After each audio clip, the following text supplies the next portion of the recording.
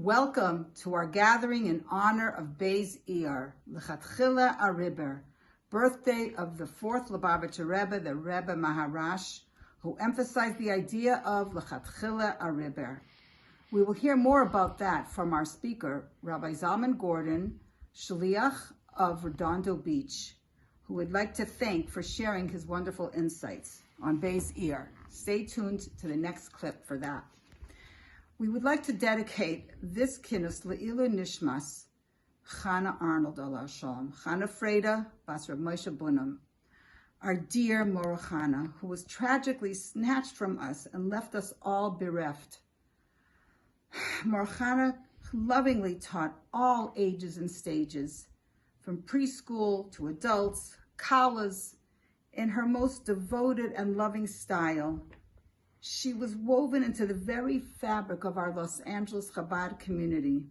Actually, it was Morochana who involved me in my own career in the Neshei Chabad over 40 years ago when I moved to Los Angeles.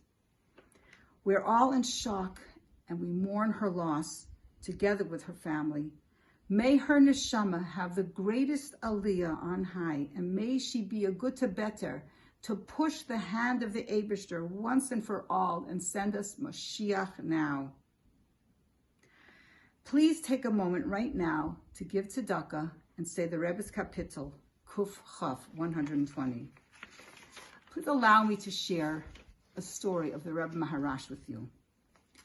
The news passed swiftly through the city of Chernigov, leaving shock and sorrow in its wake. Rabbi Kusiel, a wealthy, successful businessman and the pillar of the community, had been arrested on charges of tax evasion and misappropriation of government funds. All who knew him had no doubt of his innocence. Rabbi Kusiel was known for his honesty, his charity, and modesty. Despite his immense wealth and influential position, he regarded every man as his equal and was always ready to lend a helping hand and attentive ear. For this, he had earned the respect and trust of all the citizens, Jew and non-Jew alike. But this was Tsarist Russia, where a man could be arrested on a bureaucratic caprice or by the stroke of a vengeful commissioner's pen. Inexplicably, Rabbi Kusiel was convicted. Nothing, not his connections to the government, not the numerous appeals by his expensive lawyers, and not even the prayers of the community could stave off the fate ordained for him. He was sentenced to 10 years of hard labor in Siberia.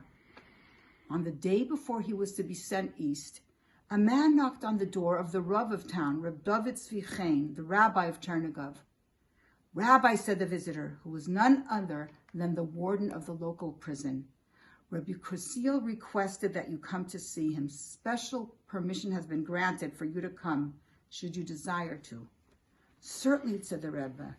"Of course I'll come," and he hurried to get his coat. Tears filled Reb David Tzvi's eyes at the sight that met him upon entering the cell. Rabbi Kusiel, too, was overwhelmed with emotion. The two men embraced and wept silently for some time, and finally, the prisoner began to speak. "I asked you to come, Rabbi, not because I have any personal requests to make, but because I want to tell you why I am here. Perhaps others can learn a lesson from me. Several months ago, I was traveling to Petersburg for a series of meetings regarding my dealings with government. As usual, I obtained a compartment in the first-class section of the train, a crucial necessity for any businessman seeking potential contacts among government officials and fellow merchants. It was then that I learned that the Lubavitcher Rebbe, the Rebbe Maharash, was on that train. I passed the Rebbe's compartment, hoping to catch a glimpse of his holy face. The door was ajar, and suddenly I found myself gazing into his eyes that looked deeply into mine and seemed to know the innermost reaches of my soul. For a long moment, I stood there, rooted to the spot, and it was quite a while before I realized the Rebbe was motioning for me to enter.